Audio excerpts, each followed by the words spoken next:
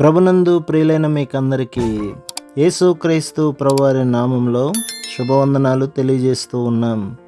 ఎడారిలో సెలయేర్లు అనే దిన ధ్యానము కొరకై స్వాగతం. నవంబర్ 20.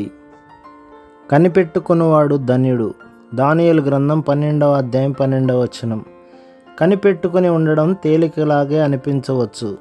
అయితే క్రైస్తవ సైనికుడు అనేక సంవత్సరాల శిక్షణ తర్వాత మాత్రమే నేర్చుకోగలిగిన విన్యాసం ఇది.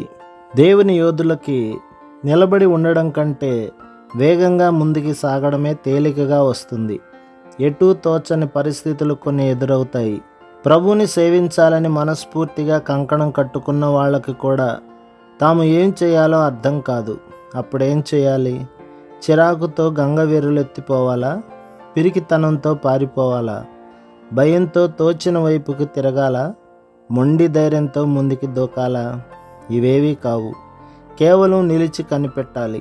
ప్రార్థనలో కనిపెట్టాలి. దేవుని సన్నిధిలో మన పరిస్థితిని వివరించాలి.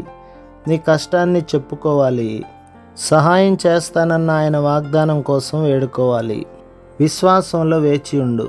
ఆయనలో నిశ్చలమైన నీ నమ్మకాన్ని ప్రకటించు.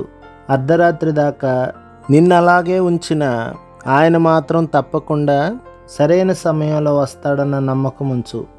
దర్శనం వస్తుంది, ఇక ఆలస్యం లేదు. ఓపికతో కనిపెట్టు. ఇశ్రాయేలీయులు మోషేకు విరోధంగా సణిగినట్టు శనగకు. పరిస్థితిని ఉన్నదున్నట్టు స్వీకరించు. దాన్ని అలాగే నీ హృదయపూర్వకంగా స్వనీతితో కలుషితం కానీయకుండా నిబంధనకర్త అయిన దేవుని చేతుల్లో పెట్టి ప్రార్థించు. తండ్రి, నా ఇష్టం కాదు, నీ ఇష్టమే జరగాలి. ఏం చెయ్యాలో నాకు తెలియడం లేదు. ఆఖరు దశకి వచ్చేశాను. అయినా ప్రవాహాన్ని నువ్వు పాయలుగా విడగొట్టే వరకు కనిపెడతాను. లేక నా శత్రువులను నువ్వు వెనక్కి తరిమే వరకు ఎదురు చూస్తాను. ఎన్ని రోజులు నువ్వు నన్ను ఇలా ఉంచినా పర్వాలేదు. ఎందుకంటే ప్రభు, నీ ఒక్కడి మీదే నా హృదయం ఆశలు పెట్టుకుని ఉంది. నువ్వే నా ఆనందం, నా రక్షణ, నా విమోచన, నా బలమైన కోట అని నా ఆత్మ పూర్తి నమ్మకంతో ఎదురు చూస్తున్నది. ఓపికగా ఎదురుచూడు. దేవుడు ఆలస్యం చేయడు. నీ ఆశయాలు ఆయన చేతిలో ఉన్నాయి. ఫలించే వరకు నిరీక్షించు. నమ్ము, ఆశతో నమ్ము. దేవుడు సరిచేస్తాడు. చిక్కుముడులు పడిన జీవితం, చీకటి బ్రతుకును వెలుగులోకి తెచ్చి పరిష్కరిస్తాడు.